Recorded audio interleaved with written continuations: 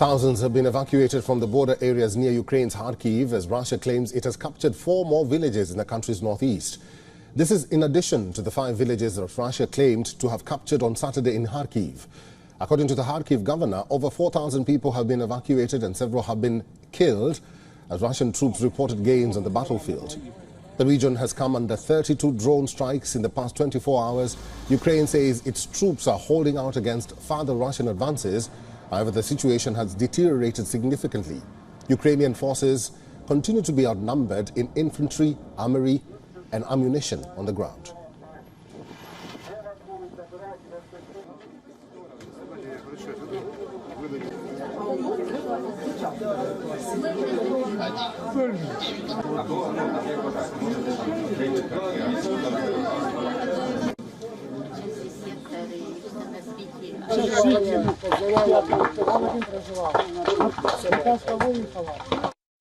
Ukrainian President Volodymyr Zelensky claims that Ukrainian troops have been carrying out counterattacks in the border villages. He said disrupting Russian offensive plans is now their #1 priority.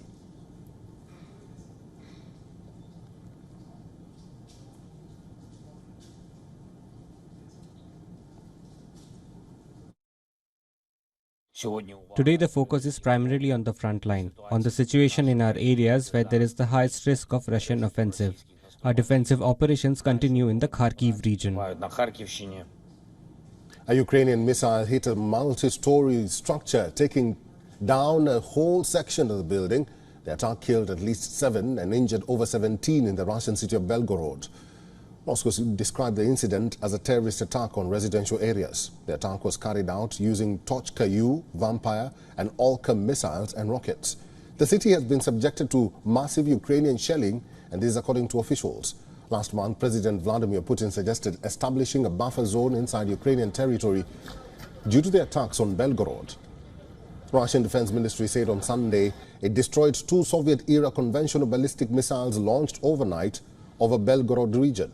A Ukrainian drone attack also hit a refinery in Russia's Volgograd region, causing a fire at the complex.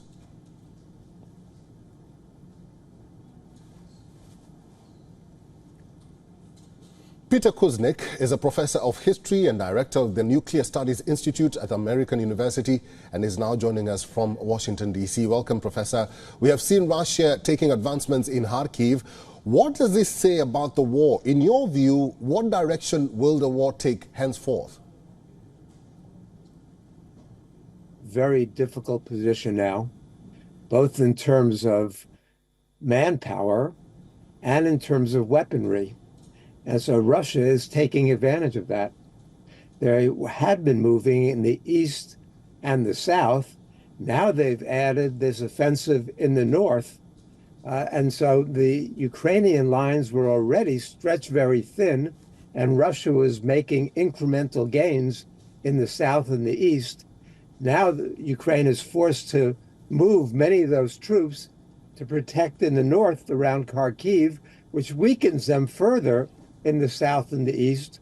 And so Russia is exploiting their advantages. Russia is taking advantage of the fact that they have more artillery ammunition, more weaponry, and much more soldiers right now.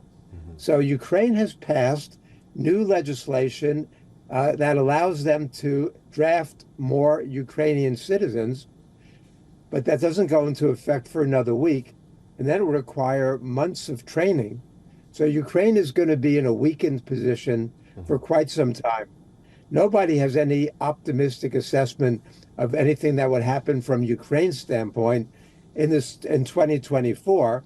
Some forecasters are hoping that conditions will improve in 2025, but I'm afraid that's also a pipe dream. Professor, before we move on, we are reporting now that 7 people have been reported killed in the Russian border adjacent city of Belgorod after Ukrainian projectiles hit a residential building there, and at least 20 other people have been injured. Russia has apparently opened a criminal case. Your view? Well, there are 2 theories behind this offensive toward Kharkiv. One is to push the Ukrainians 6 miles back to create a buffer zone so that Ukraine will not be able to hit Belgorod and other areas inside of Russia. So that's one theory, just to create a buffer zone. Other people think that Russia is actually planning to try to seize Kharkiv. Kharkiv is Ukraine's second biggest city. Before the war, it had a population of 1.3 million people. So that would be very, very difficult. But given the state of conditions in Ukraine right now, it might not be impossible. That would be a major victory for Russia if it can seize Kharkiv. But even if it can create a 6-mile buffer zone, which seems much more feasible, that would also protect those cities, towns like Belgorod inside of Russia. Professor, let's talk about Ukraine now and the situation there. President Biden promised weapons will be delivered as soon as possible. What do you think could be causing the delays? That $61 billion that was passed, most of that gets spent in the United States by America's munitions makers, and it takes time to do that. Biden has just announced a $400 million military aid package, and that's going to be based on his presidential drawdown authority. So they will take $400 million worth of weapons from the U.S. arsenal and deliver those much more quickly. And that's a variety of offensive and defensive weapons that Ukraine can use. But it's going to take time. It can take weeks, months, even longer to build up that weapons, to build the weapons to ship over to Ukraine. Now, the Europeans have been providing some, but they're also behind their promises. The other concerning thing that we shouldn't lose track of is that Macron has been talking about sending French and other European ground troops to support the Ukrainians.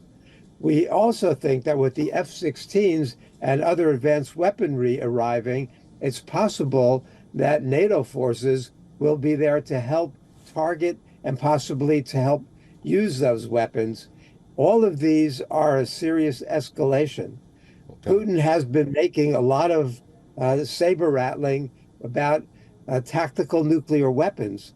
Now, so I don't want this to escalate to a much bigger war, and that's also possible.